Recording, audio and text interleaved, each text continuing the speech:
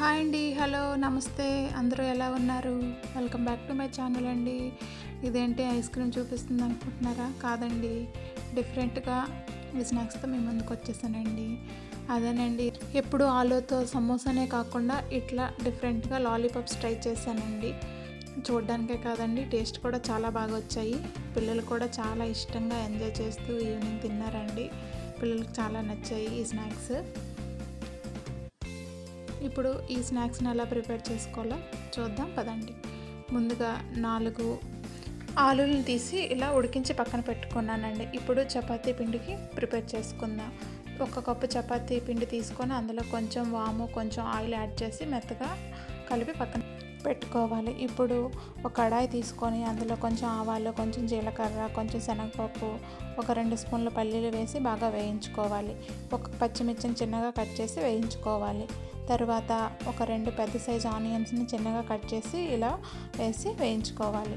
ఈ పోపు బాగా వేగాక రుచికి సరిపడా ఉప్పు, కొంచెం పసుపు, 1/2 టీ స్పూన్ ధనియాల పొడి, 1/2 టీ స్పూన్ జీలకర్ర పొడి, 1 స్పూన్ కారం వేసి బాగా కలుపుకోవాలి.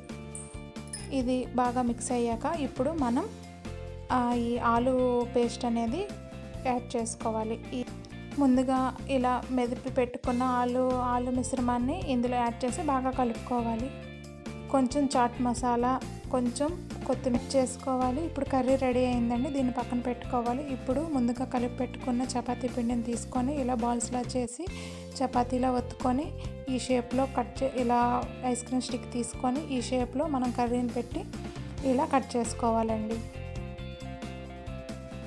ఈ విధంగా కట్ చేసుకున్నాక మనం ఫస్ట్ కింద నుంచి ఇట్లా ఫోల్డ్ చేసుకొని, ఇప్పుడు మనం జడల్లుకుంటాం కదండి, ఆ టైప్లో ఒకదాని తర్వాత ఒకటి ఇలా ఫోల్డ్ చేసుకొని ఈ టైప్లో ఈ షేప్లో చేసుకోవాలండి. చూడండి, ఈ షేప్లో రావాలి.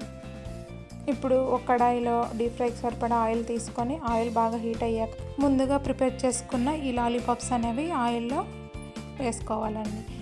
ఇవి బ్రౌన్ కలర్ వచ్చే వరకు, గోల్డెన్ బ్రౌన్ కలర్ వచ్చే వరకు వేయించుకోవాలండి.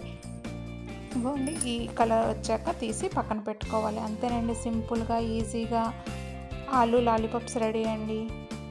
చూడండి ఎంత చక్కగా ఉన్నాయో, చాలా టేస్ట్గా ఉన్నాయండి. పిల్లలు చాలా ఇష్టంగా తిన్నారు. మీరు కూడా ఈ రెసిపీని ట్రై చేసి ఎలా వచ్చిందో కామెంట్లో చెప్పండి. ఈ రెసిపీ కనుక మీకు నచ్చితే లైక్, షేర్ అండ్ సబ్స్క్రైబ్ చేసుకోండి. ఎలా ఉంది ఆలు లాలీపాప్? బాగుందమ్మా. ప్లీజ్ లైక్ అండ్ సబ్స్క్రైబ్ చేసుకోండి.